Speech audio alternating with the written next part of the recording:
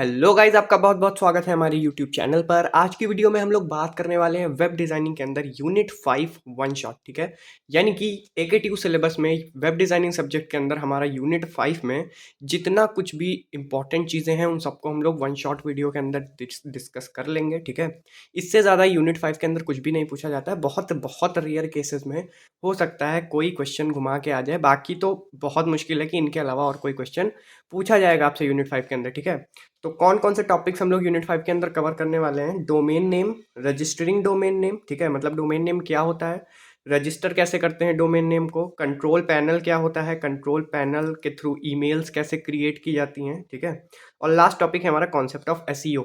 अब अगर मैं इसमें मोस्ट इंपॉर्टेंट टॉपिक्स बताऊं तो सबसे मोस्ट इंपॉर्टेंट तो इसमें कॉन्सेप्ट ऑफ एसईओ है, जो कि ज़्यादातर आपसे पूछा जाता है। एसईओ है, एसईओ की टेक्निक्स हैं। ठीक है, इसके अलावा अगर आपको शॉर्ट नोट लिखने को आएगा तो मोस्ट प्रोबेबली डोमेन नेम और कॉन्सेप्ट ऑफ एसईओ पे बेस्ड क्वेश्चंस आते हैं। बट कंट्रोल पैनल और ईमेल्स इन कंट्रोल पैनल, ये दोनों टॉपिक बहुत ज़्यादा इजी हैं और एग्जाम में आ सकते हैं। इन केस 2 मार्क्स के क्वेश्चन में भी आ सकते हैं। ठीक है, तो इसलिए हम लोग इसको डिस्कस कर रहे हैं यहाँ पे। कंट्रोल पैनल के बारे में आप लोग पहले से जानते हो, सिस्टम के अंदर आप लोगों ने कंट्रोल पैनल काफ़ी बार यूज़ भी किया होगा, तो वो सब चीज़ें ईजिली आप लोग को समझ में आ जाएंगी। ठीक है, सो अभी हम लोग स्टार्ट करते हैं वीडियो। सबसे पहले हम लोग बात करेंगे कि डोमेन नेम क्या होता है, फिर हम देखेंगे डोमेन नेम की इंपॉर्टेंस क्या है, डोमेन नेम के टाइप्स क्या हैं। ठीक है, तो सबसे पहले हम बात करते हैं कि डोमेन नेम होता क्या है। ठीक है, so a domain name is a name of a website or an address where internet user can access our website। मतलब कि ये एक ऐसा नेम होता है किसी भी वेबसाइट का, या एक तरीके का ये एड्रेस होता है किसी भी वेबसाइट के लिए इंटरनेट के ऊपर, जिसके थ्रू कोई भी यूज़र जो इंटरनेट पे काम कर रहा है वो हमारी वेबसाइट को एक्सेस कर सकता है। ठीक है, it is a human readable address that represent N IP address on the internet. ये एक तरीके का ह्यूमन रीडेबल एड्रेस होता है। ठीक है, IP एड्रेस और डोमेन नेम दोनों अलग अलग चीज़ें हैं। ठीक है, IP एड्रेस हमारा इंटरनेट प्रोटोकॉल होता है जो हमारा इंटरनेट के थ्रू रीड किया जाता है, और डोमेन नेम वो होता है जो यूज़र पढ़ता है। ठीक है, सो यूज़र क्या करता है, डोमेन नेम की हेल्प से इंटरनेट पे मल्टीपल IP एड्रेसेस को एक तरीके से सर्च कर सकता है। ठीक है, क्योंकि हर वेबसाइट के साथ अपना कुछ IP एड्रेस होता है और हर वेबसाइट का अपना कुछ डोमेन नेम होता है। तो डोमेन नेम की हेल्प से यूज़र इंटरैक्ट करता है वेबसाइट से, और IP की हेल्प से इंटरनेट एक तरीके से आप कह सकते हो कि इंटरनेट जो होता है हमारा, वो हमारा वेबसाइट के साथ इंटरैक्ट करता है। ठीक है, तो I hope domain name clear हो गया होगा। ठीक है, इंपॉर्टेंस की बात करें तो डोमेन नेम के अंदर क्या इंपॉर्टेंट चीज़ें हैं।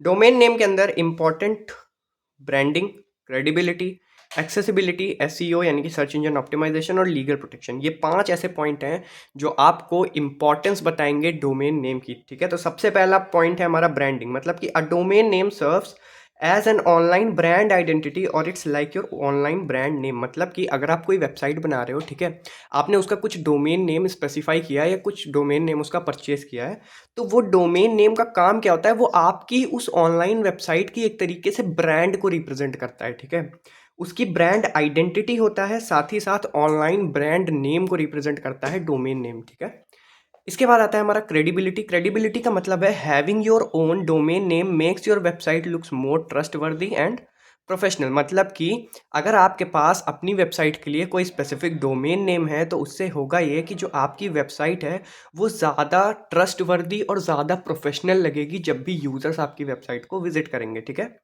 Accessibility, it makes it easier for user to find and remember a website on internet. मतलब कि बहुत ही ईजिली एक्सेसिबल बनाता है डोमेन नेम आपकी वेबसाइट को।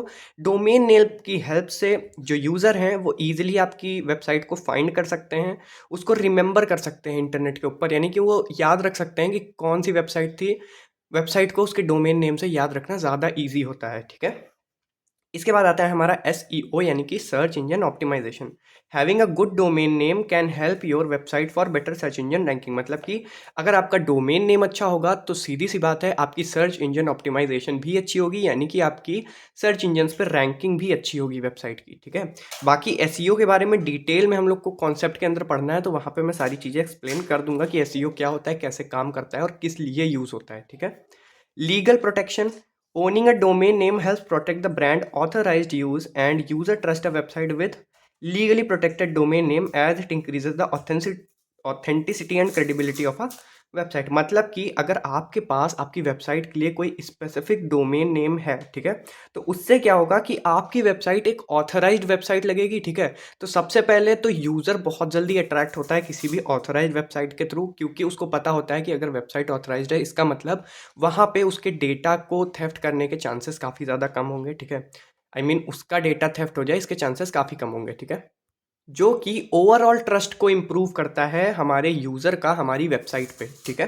सो बेसिकली लीगल प्रोटेक्शन का यही मतलब है यहाँ पे। तो ये 5 पॉइंट यहाँ पे लिखे हुए हैं डोमेन नेम से रिलेटेड। अगर आपको इंपॉर्टेंस या एडवांटेज पूछी जाती है तो आप इन 5 पॉइंट्स को मेंशन कर सकते हो, इनको एक्सप्लेन कर सकते हो और ज़्यादा एलेबोरेट कर सकते हो अपने लैंग्वेजेस में, ठीक है।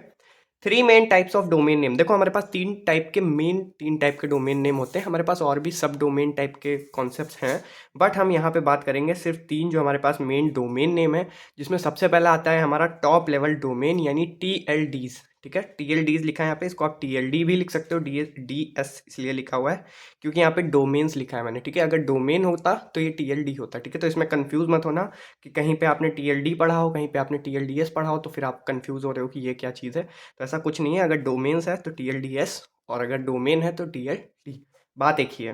These are at the top level of internet domain name system, मतलब कि डोमेन नेम सिस्टम जो होता है हमारे इंटरनेट पे, उनमें जो टॉप लेवल के डोमेन नेम्स होते हैं वो ही होते हैं हमारे TLDs, ठीक है।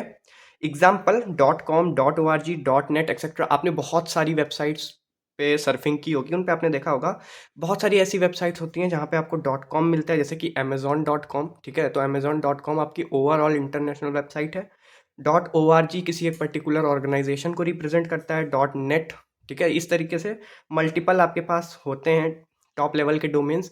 इसके बाद आता है हमारा secondly country code top level domains, ठीक है, CCTLDs, ठीक है। तो इन तीनों को आपको याद रखना है। हो सकता है आपसे 2 मार्क्स के अंदर पूछ लिया जाए कि डोमेन नेम के टाइप्स क्या होते हैं, ठीक है। सो आपको याद रखना है, और 10 नंबर में अगर आ जाता है कि डोमेन नेम, उसके इंपॉर्टेंस और टाइप्स एक्सप्लेन करो, तो आपको ये सारी चीज़ें बतानी पड़ेंगी, ठीक है। So country code top level domain name क्या होता है? These are 2 letters and are based upon the international country codes, मतलब कि ये कंट्रीज को रिप्रेजेंट करते हैं, ठीक है। जैसे कि amazon.com मैंने आपको बताया तो वो इंटरनेशनली है, ठीक है। बट amazon.in भी आपने देखा होगा तो वो हमारे इंडिया के लिए रिप्रेजेंट होता है, ठीक है। वहाँ पे जो भी प्राइसेस आपको दिखेंगे वो रुपीज़ में दिखेंगे, यानी इंडियन करेंसी में, ठीक है। तो इसी तरीके से मल्टीपल डोमेन नेम्स होते हैं हमारे पास कंट्री टू कंट्री। जैसे कि यूनाइटेड किंगडम्स के लिए .UK यूज़ होता है, जापान के लिए .JP यूज़ होता है, इंडिया के लिए .in यूज़ होता है। इसी तरीके से मल्टीपल कंट्रीज़ के अपने अपने टॉप लेवल डोमेन्स होते हैं, ठीक है। ये बेसिकली 2 लेटर के होते हैं, जितने भी होंगे आपके 2 लेटर के ही होंगे, और ये इंटरनेशनल कंट्री कोड को रिप्रेजेंट करते हैं। इसके बाद तीसरा आता है हमारा जेनेरिक टॉप लेवल डोमेन्स, ठीक है, यानी GTLDs। अब ये क्या करते हैं? They do not rely on the country code. इनका कंट्री कोड से कुछ लेना देना नहीं होता है। They allow website owner to choose domains that align more closely with their content industry और पर्पस, मतलब कि जेनेरिक टॉप लेवल डोमेन्स क्या करते हैं? ये आपको अलाउ करते हैं कि अगर आप कोई वेबसाइट बना रहे हो तो आप अपनी वेबसाइट के लिए अपने अकॉर्डिंग किसी भी डोमेन नेम को चूज कर सकते हो, ठीक है। वो आपके पर्पस को, आपकी इंडस्ट्री को, जिस इंडस्ट्री के लिए आप सर्व कर रहे हो, या फिर आप जिस पर्पस के लिए आपने वेबसाइट क्रिएट की है, या फिर आपकी वेबसाइट जिस कंटेंट से रिलेटेड है, उसके अकॉर्डिंग आप अपना डोमेन नेम दे सकते हो, डोमेन नेम जनरेट कर सकते हो, ठीक है। सो ये चीज़ें हमारी जेनेरिक टॉप लेवल डोमेन्स में आती हैं। एग्जांपल की बात करें तो .ऐप एप्लीकेशंस के लिए यूज़ होता है, .ब्लॉग ब्लॉग्स के लिए यूज़ होता है, .गुरु, इस तरीके के मल्टीपल आपके पास जेनेरिक टॉप लेवल डोमेन्स होते हैं। आपको एग्जांपल मेंशन करके आना है, ठीक है। एग्जांपल देख लेगा एग्जामिनर तो वो समझ जाएगा कि आपको कॉन्सेप्ट क्लियर है और मार्क्स आपको मिल जाएंगे, ठीक है। तो 10 मार्क्स के क्वेश्चन के लिए इतना सफिशियंट है, ठीक है। इसके बाद बात करेंगे रजिस्टरिंग अ डोमेन नेम, ठीक है। देखो एक बात और मैं बता दूं, रजिस्टरिंग अ डोमेन नेम जो टॉपिक है हमारा, अब क्योंकि इतना आंसर है इसमें सिर्फ, ठीक है। तो अगर 10 नंबर के क्वेश्चन में आपसे पूछ लेते हैं what do you understand about registering a domain name, ठीक है। तो पहले आपको डोमेन नेम एक्सप्लेन करना है, उसके बाद आपको बताना है कि डोमेन नेम को रजिस्टर कैसे किया जाता है, ठीक है। इसके बाद रजिस्टरिंग अ डोमेन नेम का सिंपल सा ये मतलब है कि आपने कभी किसी चीज़ को अपने लिए ऑथराइज़ किया होगा, वैसे तो मुश्किल ही है, बट अगर किया हो तो आपको पता होगा कि किस एक हर चीज़ का एक पर्टिकुलर प्रोसेस होता है, ठीक है? तो सेम उसी तरीके से डोमेन नेम को रजिस्टर कराने का भी एक प्रोसेस होता है, ठीक है? तो उस प्रोसेस को ही हम लोग यहाँ पे डिस्कस करेंगे। To register a domain name follow the general steps. कुछ यहाँ पे स्टेप्स दिए हुए हैं, 5 स्टेप्स हैं बेसिकली हमारे पास। इन पाँचों को अगर आप फॉलो करते हो तो आप ईज़िली किसी भी डोमेन नेम को रजिस्टर करा सकते हो, ठीक है? तो सबसे पहला स्टेप क्या है? चूज़ अ डोमेन नेम, मतलब कि आपको अपनी वेबसाइट के लिए एक डोमेन नेम चूज़ करना पड़ेगा। Select a unique and relevant name for your website. Keep it simple, easy to remember and reflective to your brand or content. मतलब कि आप जो भी डोमेन नेम सेलेक्ट कर रहे हो वो यूनिक होना चाहिए, रेलेवेंट होना चाहिए। मतलब कि ऐसा नहीं है कि आप ब्लॉग्स के लिए बना रहे हो और आपने डोमेन नेम एप्लीकेशन वाला चूज़ कर लिया है, तो वैसा नहीं करना है आपको। आपको रेलेवेंट डोमेन नेम ही चूज़ करना है, ठीक है? Keep it simple, easy to remember. उसको सिंपल रखो, ऐसा रखो कि यूज़र्स को ईजिली वो याद हो जाए, ठीक है? सो दैट वो दूसरों को भी बोल सकते हैं कि हाँ भाई यहाँ पे आप जाओ तो आपको कंटेंट मिल जाएगा, ठीक है? And reflective to your brand, मतलब कि आप जो काम करने वाले हो अपनी वेबसाइट के अंदर, आप जो सर्विस प्रोवाइड करने वाले हो उसको रिफ्लेक्ट करना चाहिए, ठीक है? इसके बाद अगला स्टेप है हमारा चेक अवेलेबिलिटी। मतलब कि अब आपने सोच लिया कि हाँ भाई मुझे ये डोमेन नेम लेना है, ठीक है? बट प्रॉब्लम क्या होती है, कई बार आप जो डोमेन नेम सोच के बैठे हो सकता है किसी और ने ऑलरेडी उसको रजिस्टर करा रखा हो, तो आप उसको नहीं ले पाओगे, ठीक है? क्योंकि डोमेन नेम यूनिक होते हैं सबके।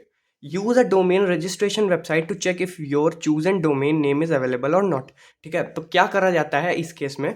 फॉर एग्जाम्पल आपने चूज़ कर लिया, इसके बाद आपको चेक करना है कि जो मैंने चूज़ किया, जो मैंने सोचा है डोमेन नेम, वो डोमेन नेम ऐसा तो नहीं है किसी और ने ऑक्यूपाई कर रखा है पहले से, किसी और ने ले रखा है, उसको रजिस्टर करा रखा है। तो उसके लिए आप किसी भी डोमेन नेम रजिस्ट्रेशन वेबसाइट पे जाओ, वहाँ पे आप जाके ईजिली चेक कर सकते हो कि किस तरीके से आपने जो डोमेन नेम चूज़ किया है वो क्या किसी और ने ऑलरेडी रजिस्टर करा रखा है या फिर नहीं करा है। अगर करा रखा है तो आपको सीधी सी बात है दूसरा डोमेन नेम चूज़ करना पड़ेगा। अगर नहीं करा रखा तब चलेंगे हम अगले स्टेप पे, ठीक है? अगले स्टेप पे क्या होता है? Choose a registrar. अब आपने चेक कर लिया, आपने डोमेन नेम चूज़ कर लिया, आपने चेक कर लिया कि वो किसी और ने रजिस्टर नहीं करा रखा है। इसके बाद आप एक रजिस्ट्रार के पास जाओगे। रजिस्ट्रार वो होता है जो डोमेन नेम्स को रजिस्टर करता है, ठीक है? Select a company authorize to register domain names, मतलब कि अब आपको एक कंपनी सेलेक्ट करनी है जिसको ऑथराइज किया गया हो कि वो डोमेन नेम प्रोवाइड कर सकता है, ठीक है? जैसे कि कुछ ऑथराइज्ड कंपनीज के नाम यहाँ पे लिखे हुए हैं, GoDaddy, Namecheap and Google domains, ठीक है? तो ये 3 ऐसी वेबसाइट्स हैं फिलहाल जिन्हें मैं जानता हूँ इन द सेंस जिनके नाम मुझे पता है, ठीक है? मैं पर्सनली नहीं जानता किसी को, इनके नाम मुझे पता है। तो गोडैडी और नेमचीप और गूगल डोमेन्स, ये 3 ऐसी वेबसाइट्स हैं जहाँ पे जाके आप अपने किसी भी डोमेन को नेम को रजिस्टर करा सकते हो। रजिस्टर द डोमेन, ठीक है? अब एक बार आप वेबसाइट पे गए, अब आपको क्या करना है? अब आपको डोमेन रजिस्टर करना है। Follow the registration process. आपने जो भी रजिस्ट्रार वेबसाइट चूज़ की है वहाँ पे जो भी रजिस्ट्रेशन प्रोसेस है उसको फॉलो करना है और जो भी नेसेसरी इन्फॉर्मेशन वहाँ पे रिक्वायर्ड है उसको प्रोवाइड करना है, जो कि कॉन्टैक्ट डिटेल्स और पेमेंट्स में मोस्टली आपसे कॉन्टैक्ट डिटेल्स मांगी जाएंगी, ठीक है? और आपसे कुछ इन्फॉर्मेशन मांगी जाएगी पर्सनल, उसके अलावा आपसे पेमेंट्स मांगी जाएंगी, ठीक है? तो वो सब कंप्लीट करने के बाद select domain settings and complete purchase, मतलब कि कंफर्म डोमेन सेटिंग। जितनी भी डोमेन की सेटिंग्स चाहिए आपको, जैसे कि ड्यूरेशन ऑफ रजिस्ट्रेशन जो कि मैक्सिमम 1 साल का ही लेते हैं लोग, अगर आपको और ज़्यादा ड्यूरेशन चाहिए तो आप ले सकते हो, ठीक है? प्राइवेसी ऑप्शंस और एडिशनल सर्विसेज, जो भी सर्विसेज आपको चाहिए, आप जब एक बार जाओगे वेबसाइट पे, ठीक है, रजिस्ट्रेशन कराने के लिए रजिस्ट्रार्स वेबसाइट पे जाओगे तो वहाँ पे आपको बहुत सारे ऑप्शंस दिखेंगे। उन ऑप्शंस में आपको जो भी अपनी वेबसाइट के लिए, अपने डोमेन सेटिंग्स के लिए, ठीक है, जो भी चीज़ें करनी है आप वहाँ पे कर दो परफॉर्म, ठीक है? सेटिंग्स को चेंज कर दो अपने नीड के अकॉर्डिंग और पेमेंट पे प्रोसीड कर जाओ, ठीक है? पेमेंट भर दो। जैसे ही आप पेमेंट भरोगे डोमेन नेम सक्सेसफुली रजिस्टर हो जाएगा आपका। कई बार ऐसा होता है कुछ केसेस में कि आपको ईमेल पे भी वेरिफिकेशन देना होता है, reverification, so that registrar company जो है उसको ये कंफर्म हो सके कि आप एक ऑथराइज्ड यूज़र हो, ठीक है?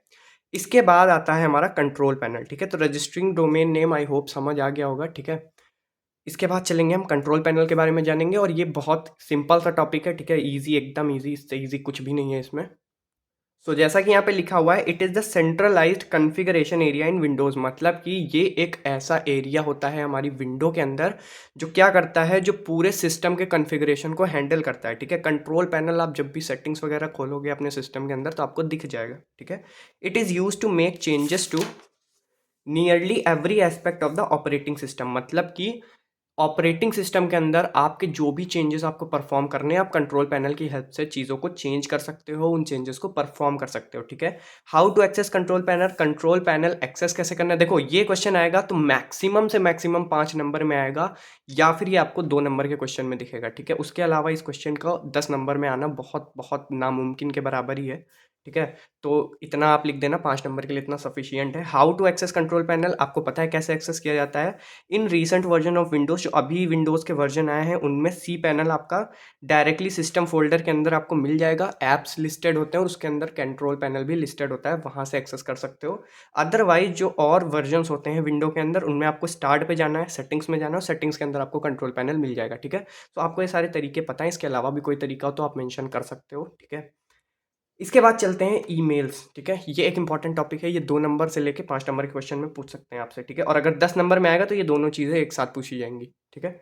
सबसे पहले क्या होता है ईमेल इन सी पैनल, यानी कि ईमेल्स कैसे क्रिएट करते हैं हम कंट्रोल पैनल के अंदर, ठीक है। Log in to control panel, access your control panel account using the provided URL name and password, मतलब कि सबसे पहले आपको क्या करना है, लॉग इन करना है अपने कंट्रोल पैनल के अंदर, ठीक है। फिर navigate to email section, email section पे जाना है, वहाँ पे आप देखोगे वहाँ पे आपको ईमेल सेक्शन मिल जाएगा सी पैनल के अंदर। उसके बाद चूज डोमेन, अब आपको डोमेन चूज करना है। If you have multiple domain select the one of which you want to create an email account, मतलब कि अगर आपके पास मल्टीपल डोमेन है तो आपको अब क्या करना है, किसी एक डोमेन को चूज करना है जिसके थ्रू आप ईमेल को क्रिएट करना चाहते हो, ठीक है।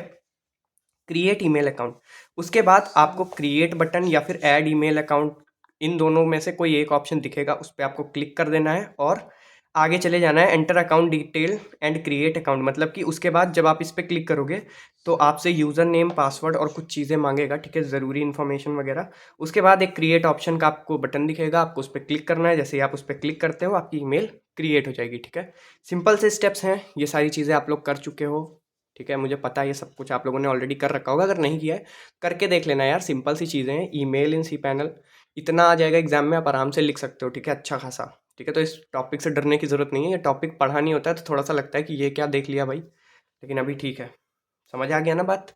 इसके बाद चलते हैं कॉन्सेप्ट ऑफ एसईओ। अब मैं बता दूं, कुछ भी कर रहे हो तो सब कुछ छोड़ दो, बहुत इंपॉर्टेंट टॉपिक है। एसईओ के बारे में वैसे तो हम लोगों ने डिस्कस किया था, जब हम लोगों ने यूनिट 1 डिस्कस की थी, तब वहाँ पे एसईओ की भी मैंने वीडियो अपलोड की थी, ठीक है।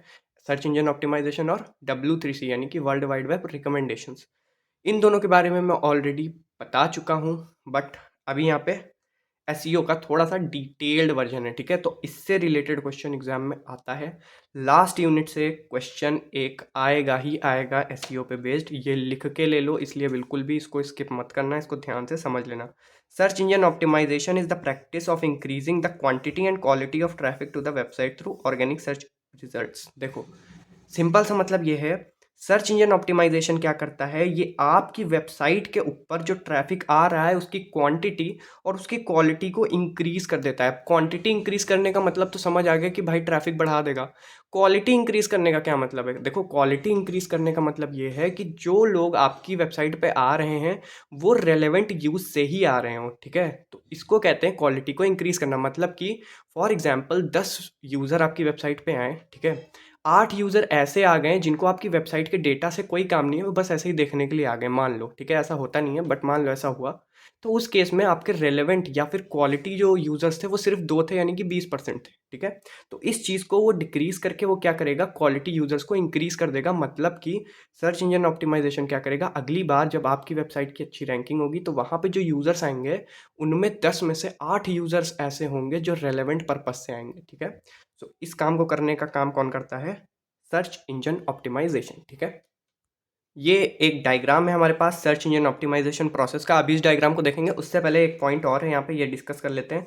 SEO is a process design to optimise a website for search engine, ठीक है। सर्च इंजन ऑप्टिमाइजेशन एक ऐसा प्रोसेस है जिसको डिजाइन किया गया है आपकी वेबसाइट को सर्च इंजन पे ज़्यादा ऑप्टिमाइज बनाने के लिए। It helps website to achieve higher ranking in the search engine, मतलब कि सर्च इंजन पे रैंकिंग को इंक्रीज करता है आपकी वेबसाइट की search engine optimisation. Results when people search keyword related to their product and service, मतलब कि आपकी वेबसाइट से रिलेटेड अगर कीवर्ड कभी सर्च किए जाते हैं सर्च इंजन पे, ठीक है, तो आपकी वेबसाइट की रैंकिंग को इंक्रीज कर देगा वो टॉप 3 4 5 6 7 8 9 10 इस तरीके से रैंकिंग कर देगा उसकी, ताकि जो यूज़र आ रहा है, ठीक है।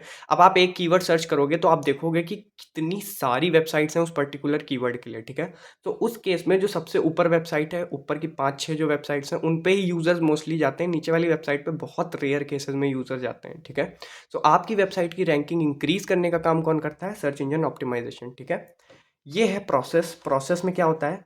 वेबसाइट एनालिसिस होती है कि आपकी वेबसाइट कैसी है, क्लाइंट रिक्वायरमेंट्स की क्लाइंट को रिक्वायर क्या क्या है, कीवर्ड्स रिसर्च मतलब कि आपकी वेबसाइट के अंदर कीवर्ड कौन कौन से दिए हुए हैं, ठीक है। कंटेंट राइटिंग, कंटेंट कैसा है आपका, वेबसाइट ऑप्टिमाइजेशन कैसी है आपकी, सर्च इंजन ऑप्टिमाइजेशन सबमिशन, मतलब कि एसईओ जब परफॉर्म होता है वेबसाइट पे तो ये भी चीज़ें चेक होती हैं कि किस तरीके से आपने अपनी वेबसाइट को ऑप्टिमाइज्ड बनाया है सो दैट उसको एसईओ प्रॉपरली रैंक कर सके, ठीक है। लिंक बिल्डिंग, किस तरीके से लिंक्स वगैरह ऐड करी हैं आपने वेबसाइट के अंदर, रिपोर्टिंग यानी कि क्या आपकी वेबसाइट के अंदर फाइनली सब कुछ एनालाइज करने के बाद उसको किस रैंक पे रखा जाए, ये सारी चीज़ें सर्च इंजन ऑप्टिमाइजेशन के प्रोसेस के अंदर आती हैं, ठीक है। इसके बाद टाइप्स ऑफ एसईओ टेक्निक्स। अब देखो एक चीज़ और बता दूं, on page search engine optimisation one of the important topic है, ठीक है, यूनिट 5 का टेक्निक्स के अंदर आता है ये। इसके अलावा दो और टेक्निक्स हैं, बट सबसे पहले हम ऑन पेज एसईओ की बात करेंगे। तो on page search engine optimisation का काम क्या होता है?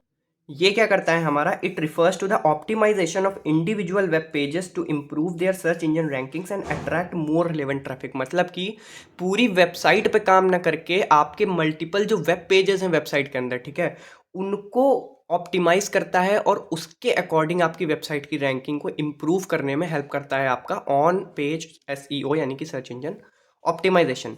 की elements for on page search engine optimisation can be given as keys. इसके कुछ यहाँ पे गिवन है, इनको आपको मेंशन करना है, ठीक है। यहाँ पे मैंने एक्सप्लेन भी कर रखा है इनको। सबसे पहली है title tag. On page optimisation के लिए सबसे इंपॉर्टेंट की जो है वो है हमारी टाइटल टैग और मेटा डिस्क्रिप्शन, ठीक है। टाइटल टैग के अंदर हमारे मेन कीवर्ड आपको रखने हैं, ठीक है। जो भी टाइटल टैग आप बना रहे हो उसमें अपने मेन कीवर्ड रखो और कोशिश करो कि वो लेस देन 60 वर्ड्स हो, ठीक है। Meta description must summarise the content and include the relevant keyword only. मतलब कि इसमें आपका कंटेंट का, पूरे ओवरऑल कंटेंट का समराइजेशन होना चाहिए और सिर्फ रेलेवेंट चीज़ें ही मेटा डिस्क्रिप्शन के अंदर होनी चाहिए, ठीक है। URL structure must be easily readable for both user and search engine. URL structure आपको इस तरीके से डिज़ाइन करना है, मतलब कि जो भी लिंक्स आप ऐड कर रहे हो उनको इतना ईजिली और इतना सिंपल वे में डिज़ाइन करो कि वो आराम से यूज़र को भी समझ में आ जाए और आपके सर्च इंजन को भी समझ में आ जाए, ठीक है। Header tags structure the content. Header tag का काम क्या होता है? आपकी वेबसाइट के अंदर जो कंटेंट है या वेब पेज के अंदर जो कंटेंट है, यहाँ पे पेज की बात होगी, यहाँ पे वेबसाइट की बात नहीं होगी, ठीक है। तो पेज के अंदर जो कंटेंट है उनको स्ट्रक्चर करने में हेल्प करता है header tag. Use target keyword in headers where relevant. मतलब कि टारगेट कीवर्ड्स को आपको यूज़ करना है हेडर्स के अंदर जहाँ जहाँ भी ज़रूरत है, जहाँ जहाँ भी रेलेवेंट है, ठीक है। Content quality, high quality content होना चाहिए आपका, रिलेवेंट कंटेंट होना चाहिए और वैल्यूएबल कंटेंट होना चाहिए। मतलब कोई भी तरह का इररिलेवेंट कंटेंट या ऐसा कोई कंटेंट मत डालो अपनी वेबसाइट या वेब पेज के अंदर जो आपका यूज़र की रिक्वायरमेंट में काम नहीं आने वाला, ठीक है। Images and ALT tag. ALT tag help understand the content of image. मतलब कि ALT टैग का हम यूज़ क्यों करते हैं? देखो इमेजेस का यूज़ तो हम इसलिए करते हैं ताकि हम वेबसाइट को ज़्यादा आप एक तरीके से कह सकते हो अट्रैक्टिव बना सकें, ठीक है। और ALT टैग का यूज़ किस लिए करते हैं कि इन केस आपकी वेबसाइट लोड हो रही है बट टाइम ले रही है, इमेज का रेजोल्यूशन बहुत ज़्यादा है, उस केस में ALT टैग यूज़र को as well as search engine को भी हेल्प करेगा ये बताने में कि हाँ ये इमेज किस चीज़ की है या फिर इस इमेज का क्या डिस्क्रिप्शन है क्या इमेज के अंदर, ठीक है। External linking. एक्सटर्नल लिंकिंग से यहाँ पे मतलब है कि आप जो भी एक्सटर्नल लिंक्स ऐड करोगे अपने पेज के अंदर वो सारी लिंक आपकी ऑथराइज्ड सोर्सेज से कनेक्टेड होनी चाहिए। मतलब कि कोई भी अनऑथराइज्ड लिंक आपको नहीं ऐड करनी है, ठीक है। Mobile optimisation ensure your website is mobile friendly, Google prioritise it in search result. मतलब कि अगर आपकी वेबसाइट मोबाइल फ्रेंडली है यानी कि एक तरीके से रेस्पॉन्सिव है कि मल्टीपल स्क्रीन पे वो चल सकती है, तो उस केस में गूगल क्या करता है? गूगल प्रायोरिटाइज करता है सर्च रिजल्ट को, ठीक है। मतलब कि आपकी वेबसाइट को ज़्यादा प्रेफरेंस देगा गूगल अगर आपकी वेबसाइट मोबाइल ऑप्टिमाइज्ड है तो, ठीक है। So on page search engine optimisation में इतनी चीज़ें हैं।